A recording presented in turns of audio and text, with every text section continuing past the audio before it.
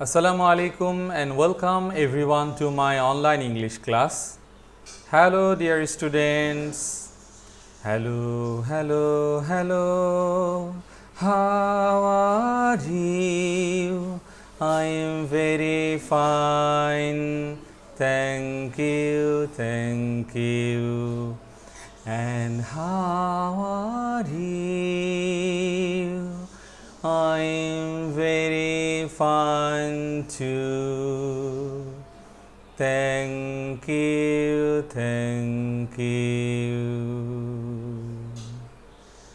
প্রিয় শিক্ষার্থীরা, গ্রিটিং সংস হয়ে গেল। এবার চলো আমরা আমাদের আজকের লেসনে যাই। এর আগের লেসনে আমি তোমাদেরকে বলেছিলাম যে আজ আমি তোমাদেরকে টেন্স শেখাবো।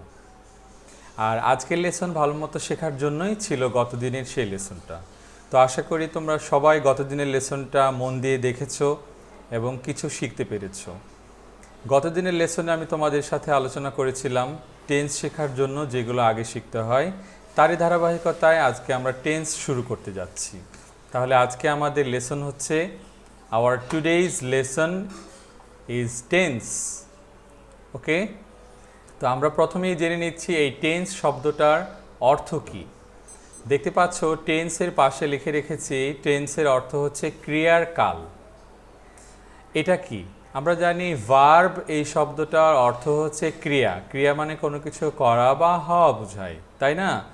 আর কাল মানে হচ্ছে সময়। তাহলে দাঁড়াচ্ছে ক্রিয়ার কাল মানে হচ্ছে কোনো কাজ করা বা হওয়ার সময়। এটাই কি টেন্স? হ্যাঁ, এটাও টেন্সের একটা ছোট্ট সংজ্ঞা হয়ে গেল। তবে টেন্সকে একটু ভালো মতো বোঝার জন্য চলো আমরা তিনটা বাক্যের সাহায্য নিই। দেখতে পাচ্ছ তিনটি বাক্য এখানে আছে। প্রথম বাক্যে বলা হচ্ছে you go to school every day. দ্বিতীয় বাক্যে বলা হচ্ছে you went to school yesterday. আর তৃতীয় বাক্যে বলা হচ্ছে you will go to school tomorrow. প্রথম বাক্যে লক্ষ্য করলে দেখবে ভার্ব আছে গো, আর দ্বিতীয় বাক্যে ভার্ব হচ্ছে ওয়েন্ট, আর তৃতীয় বাক্যে ভার্ব হচ্ছে উইল গো। তো আমরা এখান থেকে কিভাবে টেন্স শিখতে পারি? তো আমরা জানি টেন্স হচ্ছে ক্রিয়ার কাল। তাহলে এই তিনটা বাক্যে ক্রিয়া কোনটা? প্রথম বাক্যে হচ্ছে গো, দ্বিতীয় বাক্যে হচ্ছে ওয়েন্ট, আর তৃতীয় বাক্যে হচ্ছে উইল গো। তাহলে এ থেকে আমরা কি শিখব? এ থেকে আমরা শিখব, দেখো ডান পাশে কিছু সময় উল্লেখ করা আছে। প্রথম বাক্যের এ পাশে দেখো you go to school everyday বলা হয়েছে। আর দ্বিতীয় বাক্যে ডান পাশে দেখো ইয়েস্টারডে বলা হয়েছে, গতকাল। আর তৃতীয় বাক্যে ডান পাশে দেখো টুমোরো বলা হয়েছে। তার মানে হচ্ছে এই তিনটি বাক্যে গো মানে যাওয়া এই ভার্বটি ভিন্ন ভিন্ন রূপ গ্রহণ করেছে। কেন? কারণ হচ্ছে সময়ের সাথে মিল রেখে ভার্বগুলো চেঞ্জ হয়ে গেছে।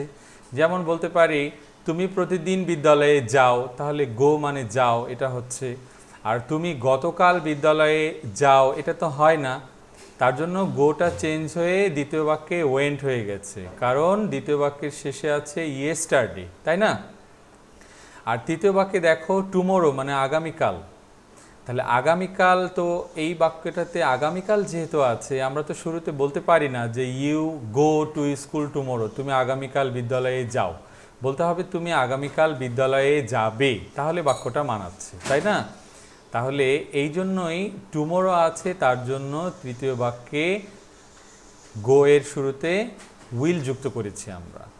তাহলে ডান পাশের সময় সূচক শব্দগুলো আছে, আর বাম পাশে ভার্বটা সেই সময়ের সাথে মিল রেখে পরিবর্তিত হয়ে যাচ্ছে।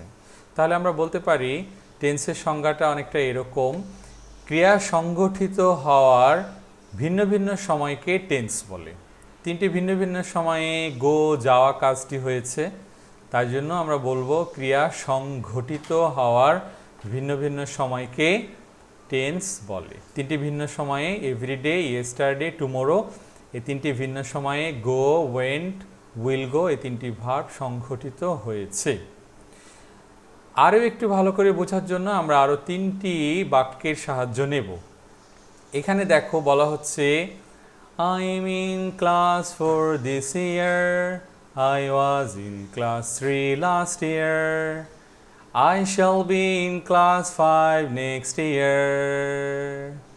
আচ্ছা, একটু সুর করে বললাম মজা দেওয়ার জন্য।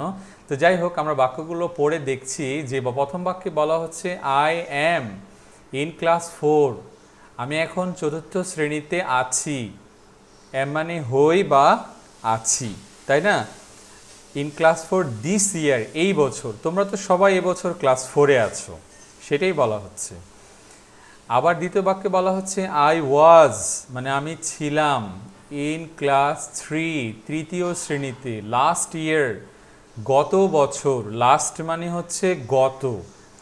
আবার কখনো কখনো লাস্ট মানে শেষ, সেটাও হয়, তবে এখানে লাস্ট ইয়ার মানে হচ্ছে গত বছর।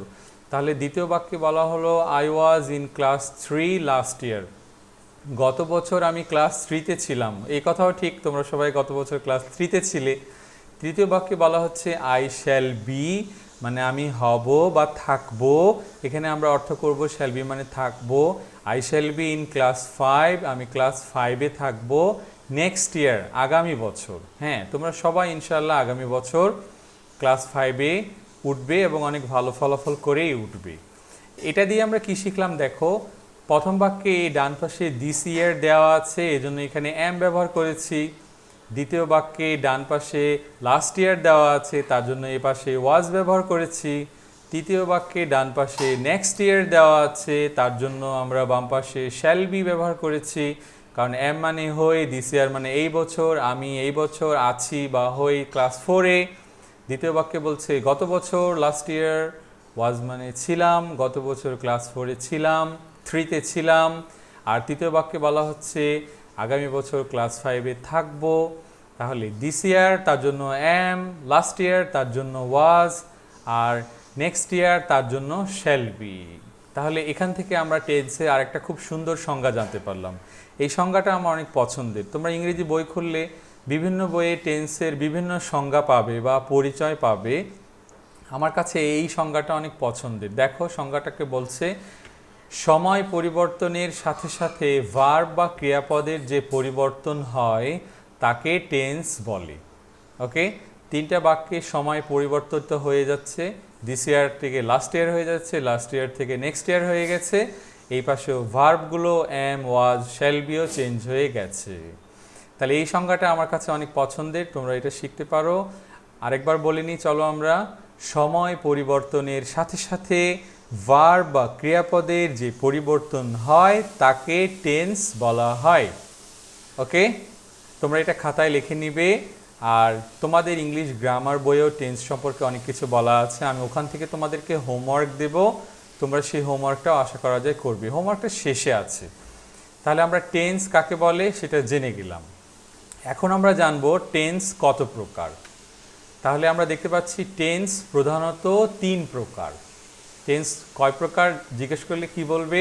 বলবে টেন্স প্রধানত 3 প্রকার। সেগুলো হচ্ছে 1 নম্বরে প্রেজেন্ট টেন্স, যার বাংলা অর্থ বর্তমানকাল। 2 নম্বরে পাস্ট টেন্স, যার অর্থ অতীতকাল। 3 নম্বরে বলা হচ্ছে ফিউচার টেন্স, যার অর্থ ভবিষ্যৎকাল। এই 3টা হচ্ছে টেন্স। তাহলে এই 3টা টেন্সের মধ্য থেকে প্রেজেন্ট টেন্স মানে বর্তমানকাল। বর্তমানকাল কি জানো? বর্তমান সময়ে বা এখনকার সময়ে আমরা যে কাজগুলো করি বা করছি বা করতেই আছি, এগুলো হচ্ছে বর্তমানকাল। আর পাস্ট টেন্স হচ্ছে যে কাজগুলো আমরা আগে করেছিলাম বা আগে হয়েছিল বা আগে আমরা করছিলাম বা করতেই ছিলাম, সেগুলো হচ্ছে অতীতকাল। আর যে কাজগুলো আমরা একটু পরে করব বা কি কয়েকদিন পরে করব বা কাজটি করতেই থাকবো এরকম, সেগুলো হচ্ছে ফিউচার টেন্স। কোনো কাজ কোন সময় হবে সেটা নিয়েই তো টেন্স, তাই না? তাহলে 3টা টেন্স আমরা বুঝতে পারলাম। প্রেজেন্ট টেন্স হচ্ছে বর্তমানকাল, পাস্ট টেন্স হচ্ছে অতীতকাল, আর ফিউচার টেন্স উচ্চারণ কি হবে? FUTURE, future. ফিউচার মানে ভবিষ্যৎ, আগামী, পরে যেটা সময় আসতেছে সেটা। তাহলে 3 প্রকার টেন্স আমরা জানতে পারলাম। আমরা ধীরে ধীরে সবগুলো টেন্সই শিখব। তবে একটা কথা তোমাদেরকে মনে করিয়ে দিই, টেন্সে কিন্তু অনেক কিছু আছে। তোমরা যেহেতু 4র্থ শ্রেণীতে পড়ো, তার জন্য টেন্সের সব কিছু তোমাদেরকে আমি এই ভিডিও লেসনে শেখাবো না। তোমাদেরকে ততটুকুই শেখাবো যতটুকু তোমাদের গ্রামার বইয়ে আছে বা গ্রামার বইয়ের আলোকেই তোমাদেরকে শেখাবো। ওকে, কাজেই তোমরা টেনশনের কিছু নেই যে টেন্সের তো অনেক কিছু এখনও বাকি।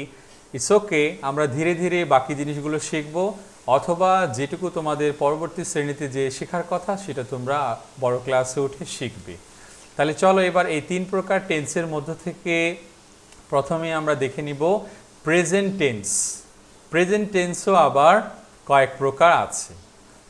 তাহলে আমরা দেখতে পাচ্ছি kinds of present tense, present টেন্সের প্রকারভেদ।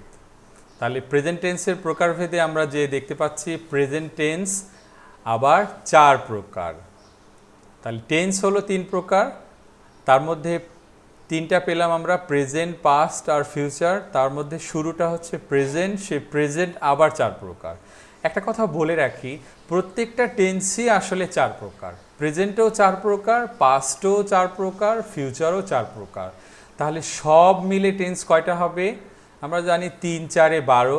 তাহলে যদি জিজ্ঞেস করা হয় টেন্স কয় প্রকার, বলবে প্রধানত 3 প্রকার আর সর্বমোট 12 প্রকার। ওকে, তাহলে এখন প্রেজেন্ট টেন্সের 4 প্রকার সেটা আমরা শিখব। প্রেজেন্ট টেন্সের 4 প্রকারের প্রথমেই হচ্ছে ইনডেফিনিট, আমরা বলবো প্রেজেন্ট ইনডেফিনিট টেন্স। তারপরেরটা হচ্ছে কন্টিনিউয়াস, আমরা বলবো প্রেজেন্ট কন্টিনিউয়াস টেন্স। 3 নম্বরটা হচ্ছে পারফেক্ট, আমরা বলবো প্রেজেন্ট পারফেক্ট টেন্স। 4 নম্বরটা হচ্ছে পারফেক্ট কন্টিনিউয়াস, আমরা এটাকে বলবো present perfect continuous tense. Bangla অর্থগুলো দেখে নাও। ইনডেফিনিটের বাংলা অর্থ হচ্ছে অনির্দিষ্ট বা সাধারণ। কন্টিনিউয়াসের বাংলা অর্থ হচ্ছে চলমান, অনেক সময় বলি আমরা ঘটমান। আর পারফেক্টের বাংলা অর্থ হচ্ছে পুরা ঘটিত, আর পারফেক্ট কন্টিনিউয়াসের অর্থ হচ্ছে পুরা ঘটিত চলমান। একটা জিনিস খেয়াল করে দেখো, আমাদের 2 নম্বরে বলা হয়েছে কন্টিনিউয়াস, 3 নম্বরে বলা হয়েছে পারফেক্ট, আর 4 নম্বর টেন্সে আবার বলা হয়েছে পারফেক্ট কন্টিনিউয়াস। তার মানে 2 নম্বর আর 3 নম্বর এই দুইটা টেন্সকে একসাথে মিলিয়ে 4 নম্বর টেন্সটা হয়েছে। এখানে অনেক ইন্টারেস্টিং অনেক কিছু শেখার আছে, আমরা সামনের ক্লাসে এগুলো সম্পর্কে আরও জানবো। তো এই 4টার মধ্যে থেকে প্রথমেই হচ্ছে ইনডিফিনিট বা প্রেজেন্ট ইনডিফিনিট টেন্স। এই প্রেজেন্ট ইনডিফিনিট টেন্স সম্পর্কে চলো আমরা জেনে নিই। 12 প্রকার টেন্সের মধ্যে থেকে এই টেন্সটার ব্যবহারই সব থেকে বেশি, এজন্য এখানেই একটু বেশি সময় ব্যয় করা উচিত, তাই না বলো? তো চলো আমরা এখানে প্রেজেন্ট ইনডিফিনিট টেন্সটা একটু শিখে নিই। প্রেজেন্ট ইনডিফিনিট টেন্সের আরেকটা নাম হচ্ছে সিম্পল প্রেজেন্ট টেন্স। অনেক লেখক বলেছেন প্রেজেন্ট ইনডিফিনিট না বলে সিম্পল প্রেজেন্ট বলবো। ঠিক আছে, দুইটা নামই ঠিক। প্রেজেন্ট ইনডিফিনিট টেন্সও বলতে পারি আমরা, সিম্পল প্রেজেন্টও বলতে পারি। কেউ কেউ আবার বলে প্রেজেন্ট সিম্পল, নাম যেটাই হোক। এটা হচ্ছে প্রথম টেন্স, বাংলা অর্থ হচ্ছে অনির্দিষ্ট বা সাধারণ বর্তমান কাল। ওকে, তাহলে এই টেন্সটা বোঝার জন্য আমরা আবার 3টা বাক্যের সাহায্য নেব। প্রথম বাক্যে বলা হচ্ছে I play with my brother at home, আমি আমার ভাইয়ের সাথে বাড়িতে খেলি। এই বাক্যটাতে তোমরা ভার্বটা খেয়াল করো, ভার্ব হচ্ছে প্লে, কারণ টেন্স চিনলে তো ভার্বটাই দেখতে হবে, তাই না? তো প্লে হচ্ছে এই বাক্যের ভার্ব, আর বাক্যটা দ্বারা বোঝাচ্ছে কি সাধারণভাবে একটা কাজ করে সে, বাসায় যখন সময় পায় তার ভাইয়ের সাথে খেলে। তাহলে এই বাক্য দ্বারা সাধারণভাবে কোনো কিছু একটা করা বোঝাচ্ছে, এটাই আমরা বুঝলাম। দ্বিতীয় বাক্যে দেখো বলা হচ্ছে I brush my teeth everyday, আমি প্রতিদিন আমার দাঁত ব্রাশ করি। এই বাক্যে দেখো প্রতিদিন যে কাজ আমরা করি সেটাকে কিন্তু বলা হয় অভ্যাস, বা নিয়মিত যে কাজটা আমরা করি সেটাকে অভ্যাস বলা হয় না? হ্যাঁ, অবশ্যই অভ্যাস বলা হয়। তাহলে আমরা দ্বিতীয় বাক্যটাকে বলবো এটা হচ্ছে অভ্যাস বোঝাচ্ছে। আর তৃতীয় বাক্যটার অর্থ হলো the sun rises in the east, সূর্য ওঠে পূর্ব দিকে। দ্য সান মানে সূর্য, রাইজেস মানে ওঠে, ইন দ্য ইস্ট মানে পূর্ব দিকে। সূর্য তো পূর্ব দিকেই ওঠে, পৃথিবীর সব মানুষই এই কথা জানে। তাহলে এই বাক্যটাকে আমরা বলতে পারি এটা একটা চিরসত্য বাক্য, সবসময় এই কথা সত্য, তাই না? তাহলে প্রথম বাক্য দ্বারা আমরা বুঝলাম সাধারণভাবে কিছু একটা করা বোঝাচ্ছে। দ্বিতীয় বাক্য দ্বারা বুঝলাম আমরা যে একটা আমাদের ব্রাশ করা, নিয়মিত একটা কাজ করা বোঝাচ্ছে। আর তৃতীয় বাক্য দ্বারা আমরা বুঝলাম যে চিরসত্য একটা কথা বোঝাচ্ছে। আচ্ছা, এই 3টা বাক্য থেকেই তো আমরা প্রেজেন্ট ইনডিফিনিট টেন্সের সংজ্ঞাটা বলে দিতে পারি। কিভাবে? এই দেখো, যে টেন্স বর্তমানের কোনো কাজ করা, অভ্যাস বা চিরসত্য কথা বোঝায় তাকেই প্রেজেন্ট ইনডিফিনিট টেন্স বলে। আর আমরা 3টা বাক্য থেকে তো সেটাই জানলাম। প্রথম বাক্যে আমরা কোনো কাজ করা সাধারণভাবে এটা বলে দিব, আর অভ্যাস দ্বিতীয় বাক্য দ্বারা অভ্যাস বোঝাচ্ছে, তৃতীয় বাক্য দ্বারা চিরসত্য বোঝাচ্ছে। ওকে, তাহলে চলো আরেকবার প্রেজেন্ট ইনডিফিনিট টেন্সের সংজ্ঞাটা আমরা বলে নিই। যে টেন্স বর্তমানের কোনো কাজ করা, অভ্যাস বা চিরসত্য কথা বোঝায় তাকে প্রেজেন্ট ইনডিফিনিট টেন্স বলে। তাহলে প্রেজেন্ট ইনডিফিনিট টেন্স আমরা সংজ্ঞাটা চিনে নিলাম। এবার প্রেজেন্ট ইনডিফিনিট টেন্স কেমন করে তৈরি করতে হয় সেটা আমরা দেখে নিব। প্রেজেন্ট ইনডিফিনিট টেন্স তৈরি করতে হলে আমাদের যা করতে হবে তার আগে তোমাদেরকে এই শব্দটার সাথে পরিচিত করিয়ে দিই। এই যে শব্দটা দেখতে পাচ্ছ, এই যে স্ট্রাকচার লেখা আছে, তাই না? STRUCTURE, structure. শব্দটার উচ্চারণ কি বললাম? Structure, structure. হ্যাঁ, সঠিকভাবে উচ্চারণ করতে হবে। এর বাংলা অর্থ হচ্ছে গঠন, প্রণালী। গঠন মানে তৈরি করা, আর প্রণালী মানে হচ্ছে পদ্ধতি। গঠন মানে তৈরি বা তৈরি করা, আর প্রণালী মানে হচ্ছে পদ্ধতি। তার মানে বাক্য তৈরি করার পদ্ধতি। বলো তো স্ট্রাকচার মানে কি? নিশ্চয় বলবে গঠন প্রণালী। গঠন প্রণালী মানে কি? বাক্য তৈরি করার পদ্ধতি। Very good, thank you. এবার একটা প্রেজেন্ট ইনডিফিনিট টেন্স কীভাবে তৈরি করতে হয় আমরা একটা উদাহরণের মাধ্যমে দেখে নিই। উদাহরণে বলা হচ্ছে I brush my teeth everyday, আমি প্রতিদিন আমার দাঁত মাজি। এই বাক্যের সাবজেক্ট হচ্ছে আই, সেটা প্রথমেই আছে। সাবজেক্ট কি সেটা যারা বুঝছো না তারা আমার আগের লেসনটা দেখে তারপরে এই ভিডিওটা দেখতে আসো। আগের লেসনে সাবজেক্ট কাকে বলে, ভার্ব কাকে বলে সেগুলো নিয়ে আলোচনা করেছি।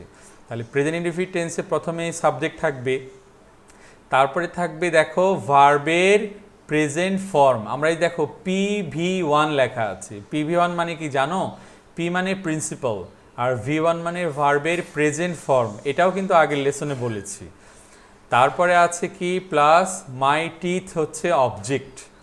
হ্যাঁ, আর তারপরে প্লাস চিহ্ন দিয়ে বলছি এভরিডে হচ্ছে এক্সটেনশন। তাহলে প্রেজেন্ট ইনডিফিনিট টেন্স তৈরি করার জন্য লাগবে প্রথমেই সাবজেক্ট, প্লাস মানে হলো তার সাথে আরও যোগ করতে হবে মূল ভার্বের present form plus object plus extension. তাহলে প্রেজেন্ট ইনডিফিনিট টেন্সের স্ট্রাকচার ধরলে কিভাবে বলবে? এভাবে বলবে। প্রেজেন্ট ইনডিফিনিট টেন্স তৈরি করার জন্য প্রথমেই লাগবে সাবজেক্ট প্লাস মূল ভার্বের প্রেজেন্ট ফর্ম, তারপর অবজেক্ট এবং এক্সটেনশন। কোনো কোনো বাক্যে শুধু অবজেক্ট থাকবে, এক্সটেনশন থাকবে না। কোনো বাক্যে শুধু এক্সটেনশন থাকবে, অবজেক্ট থাকবে না। কোনো বাক্যে দুটোই থাকতে পারে। তো আশা করি তোমরা স্ট্রাকচারটা এখন বলতে পারবে। কি বলবে? বারবার ঘুরিয়ে বলছি তোমাদের প্র্যাকটিসের সুবিধার্থে। বলবে প্রেজেন্ট ইনডিফিনিট টেন্সের স্ট্রাকচার হচ্ছে প্রথমেই সাবজেক্ট, তারপরে মূল ভার্বের প্রেজেন্ট ফর্ম, তারপরে অবজেক্ট, তারপরে এক্সটেনশন, তারপরে একটা ফুল স্টপ। এখানে মনে রাখতে হবে বলার সময় আমি বলছি মূল ভার্বের প্রেজেন্ট ফর্ম, আর লেখার সময় লিখেছি PV1। লিখতে একটু বেশি জায়গা লাগে, তো এই জন্য স্যারেরা ছোট্ট করে PV1 লেখে। PV1 মানে প্রিন্সিপাল ভার্বের 1 নম্বর ফর্ম বা প্রেজেন্ট ফর্ম। ওকে, এখন আমরা দ্বিতীয় বাক্যটা দেখি। The earth moves round the sun. এই বাক্যটার অর্থ হচ্ছে পৃথিবী ঘোরে সূর্যের চারদিকে। দ্য আর্থ মানে পৃথিবী, মুভস মানে ঘোরে বা নড়ে, এখানে ঘোরে অর্থ করব আমরা। আর রাউন্ড মানে চারপাশে, দ্য সান সূর্যের, পৃথিবী সূর্যের চারদিকে ঘোরে। এইটাও একটা প্রেজেন্ট ইনডিফিনিট টেন্স, চিরসত্য কথা। এই বাক্যের সাবজেক্ট হচ্ছে দ্য আর্থ, কারণ যার সম্বন্ধে বাক্যে কিছু বলা হয় তাকেই সাবজেক্ট বলে, তাই না?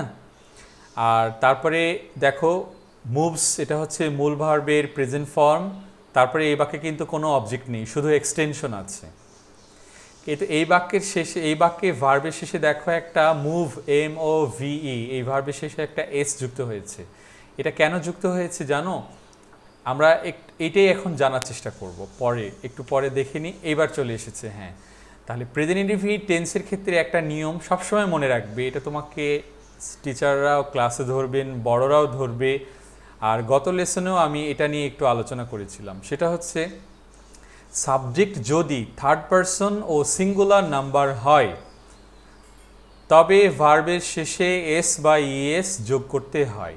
আর এই কাজটা শুধু একটা টেন্সেই হয়, সেটা হচ্ছে প্রেজেন্ট ইনডিফিনিট টেন্স, আর কোনো টেন্সে এটা হয় না। কাজে এটা শুধু প্রেজেন্ট ইনডিফিনিট টেন্সেরই রুল, আমরা বা রুল বা নিয়ম আমরা এটা বলতে পারি। এখন থার্ড পারসন সিঙ্গুলার নাম্বার এই কথাটা কি যদি এখনও না বুঝে থাকো তার জন্য ছোট করে দিয়ে দিয়েছি। দেখো, যারা থার্ড পারসন সিঙ্গুলার নাম্বারটা এখনও বুঝতে একটু সমস্যা হচ্ছে, থার্ড পারসন সিঙ্গুলার নাম্বার বললেই তুমি বুঝবে হি, শি, ইট আর যে কোনো নাম, কোনো ব্যক্তির নাম, বস্তুর নাম, যে কোনো কিছুর নাম। ওকে, তাহলে থার্ড পারসন সিঙ্গুলার নাম্বার কি? উত্তর হলো হি, শি, ইট আর যে কোনো কিছুর নাম। ঠিক আছে, তো যদি কোনো সাবজেক্ট থার্ড পারসন ও সিঙ্গুলার নাম্বার হয় তাহলে মূল ভার্বের শেষে এস বা ইএস যুক্ত করতে হয়। আমরা উদাহরণগুলোতে দেখে নিচ্ছি। প্রথম বাক্যে বলা হচ্ছে he likes story books a lot, she sings very well, Adil watches TV at night. হ্যাঁ, একটু ঢং করে বললাম। এবার আমি দেখো আস্তে করে তোমাদের বলছি। He likes, he subject, third person singular number, তাহলে হির থার্ড পারসন সিঙ্গুলার নাম্বার হওয়ার কারণে আমরা ভার্বের শেষে এই দেখো লাল করে দিয়েছি বোঝার জন্য, আমরা একটা এস যুক্ত করেছি। সাবধান, এখানে কিন্তু আমরা ইএস যুক্ত করিনি, কারণ লাইক LIKE এই ভার্বে তো ইটা আগে থেকেই ছিল, তাহলে আমরা বলবো শুধু এস যুক্ত করেছি, ইএস যুক্ত করিনি। দ্বিতীয় বাক্যে দেখো বলছে শি সিংস ভেরি ওয়েল, সে গান গায় খুব ভালো। শি এটাও থার্ড পারসন সিঙ্গুলার নাম্বার, তার জন্য সিং ভার্বের শেষে এস যুক্ত হয়েছে। তারপরে তৃতীয় বাক্যে বলা হচ্ছে Adil watches TV at night, Adil দেখে টেলিভিশন রাত্রিবেলা। এখানে দেখো ওয়াচ এটা হচ্ছে ভার্ব, প্রেজেন্ট ইনডিফিনিট টেন্স, তার জন্য এর শেষে কি যুক্ত হয়েছে? ইএস। এখন কোথায় এস কোথায় ইএস সেটা তোমরা তোমাদের ইংলিশ গ্রামার বই খুলে দেখে নাও। আর তোমাদের জন্য মনে রাখার সুবিধার্থে একটু বলে দিচ্ছি, আমরা যখন ক্লাস 3-তে নাম্বার শিখেছিলাম বা আগে ক্লাসে যখন আমরা নাম্বার শিখেছি তখন আমরা শিখেছি যদি কোনো সব নাউনের শেষে এস, ডাবল এস, এক্স, ও, সিএইচ চর মতো হয় তাহলে ইএস হয়, তারপরে ওয়াই থাকলে ওয়াইটাকে আই করে ইএস করতে হয়, এরকম নিয়মগুলো আমরা শিখেছি না নাউনের ক্ষেত্রে, সেই নিয়মগুলোই কিন্তু এখানেও চলবে। ওকে, তাহলে কোথায় এস কোথায় ইএস সেটা তোমরা আশা করি পারবে। তারপর না পারলে আমাদের স্কুলের ইংলিশ গ্রামার বইয়ের টেন্স অধ্যায় তোমরা খোলো, সেখানে তোমরা দেখতে পাবে প্রেজেন্ট ইনডিফিনিট টেন্সের ওখানে এটা বলা আছে। ওকে, তাহলে প্রেজেন্ট ইনডিফিনিট টেন্স সম্পর্কে আমরা স্ট্রাকচার জানলাম, এরপরে আমরা একটা গুরুত্বপূর্ণ রুল বা নিয়ম জানলাম। প্রেজেন্ট ইনডিফিনিট টেন্সের আরেকটা নিয়ম জেনে নিই চলো। এখানে বলা হচ্ছে যদি কোনো মূল ভার্ব না থাকে, প্রেজেন্ট ইনডিফিনিট টেন্সের ক্ষেত্রে বাক্যে যদি কোনো মূল ভার্ব না থাকে সেক্ষেত্রে সাবজেক্টের পর অ্যাম, ইজ, আর, হ্যাভ, হ্যাজ এগুলোই মূল ভার্ব হিসেবে ব্যবহৃত হয়। আগের লেসনে আমরা দেখেছি যে অক্সিলারি ভার্ব কোনগুলো আর মূল ভার্ব কোনগুলো। অক্সিলারি ভার্ব সংখ্যায় অল্প কয়েকটা আর মূল ভার্ব হচ্ছে হাজার হাজার। অক্সিলারি ভার্বগুলো বাদ দিয়ে বাদ বাকি সবই তো মূল ভার্ব, তাই না? তাহলে আমরা জানি অ্যাম, ইজ, আর, হ্যাভ, হ্যাজ এগুলো হচ্ছে অক্সিলারি ভার্ব, গত লেসনে আমরা শিখলাম। এখন আমরা আজকে দেখব যদি এই অক্সিলারি ভার্বগুলো ছাড়া বাক্যে অন্য আর কোনো মূল ভার্ব নেই, ওই যে do, go, Singh, it, play এরকম কোনো মূল ভার্ব নেই, তাহলে আমরা কি বলবো জানো? অ্যাম, ইজ, আর, হ্যাভ, হ্যাজ এগুলোকেই মূল ভার্ব বলবো, কারণ মূল ভার্ব ছাড়া তো কোনো বাক্য হয় না, তাই না? মূল ভার্ব ছাড়া যেহেতু কোনো বাক্য হয় না সেজন্য অক্সিলারি ভার্ব বসলেও সেটা তখন মূল ভার্ব হিসেবে ধরতে হয়। তাহলে আমরা তিনটা বাক্যে এটা দেখে নিই। প্রথম বাক্যে বলা হচ্ছে আই এম ভেরি ওয়েল, আমি খুব ভালো আছি, আই এম ভেরি ওয়েল। দ্বিতীয় বাক্যে বলা হচ্ছে I have a nice dress. প্রথম বাক্যে এম আর কোনো ভার্ব নেই, তাহলে এটা আমরা টেন্স বলবো প্রেজেন্ট ইনডিফিনিট টেন্স। হ্যাঁ, এম দিয়েই প্রেজেন্ট ইনডিফিনিট টেন্স, যদি অন্য কোনো আর ভার্ব না থাকে তাহলে অ্যামিজার দিয়েই প্রেজেন্ট ইনডিফিনিট টেন্স হয়। অ্যামিজার দিয়ে অন্য টেন্সও হয়, এটা আমরা পরের ক্লাসে জানবো। ওকে, আর আজকে আমরা জানলাম অ্যামিজার ছাড়া বাক্যে যদি অন্য কোনো ভার্ব না থাকে তাহলে ওটা present indefinite tense. I have a nice dress, আমার একটা সুন্দর ড্রেস আছে। এখানে হ্যাভ ছাড়া আর কোনো ভার্ব নেই, তাহলে হ্যাভটাই মূল ভার্ব আর টেন্সটা প্রেজেন্ট ইনডিফিনিট টেন্স।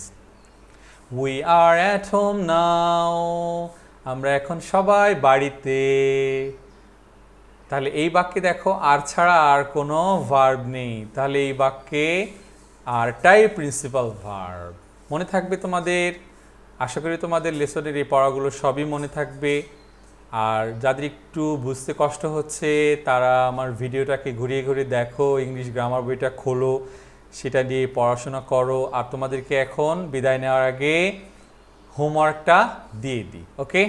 আজকের হোমওয়ার্ক হচ্ছে তোমরা ইংলিশ গ্রামার বইয়ের সাহায্য নিয়ে এবং আমার এই ভিডিও ক্লাসের সাহায্য নিয়ে হোমওয়ার্কগুলো অবশ্যই খাতায় লিখে নিবে। আজকের হোমওয়ার্ক হচ্ছে হোয়াট ইজ টেন্স, টেন্স কাকে বলে, হ্যাঁ। তারপরে দ্বিতীয়টা হচ্ছে how many kinds of tense are there, ইংরেজি ভাষায় কতগুলো টেন্স আছে, okay. What is present indefinite tense, present indefinite tense কাকে বলে, when should we use S or ES at the end of the verb, ভার্বের শেষে কখন আমরা এস অথবা ইয়েস যুক্ত করব। এটাই হচ্ছে আমাদের আজকের হোমওয়ার্ক। আশা করি তোমরা অনেক সুন্দরভাবে হোমওয়ার্ক করবে। সুস্থ থাকো, নিরাপদ থাকো, অনেক অনেক ভালো থাকো, সেই প্রত্যাশায় ক্লাস শেষ করলাম। Bye bye bye bye bye bye, good bye good bye good bye.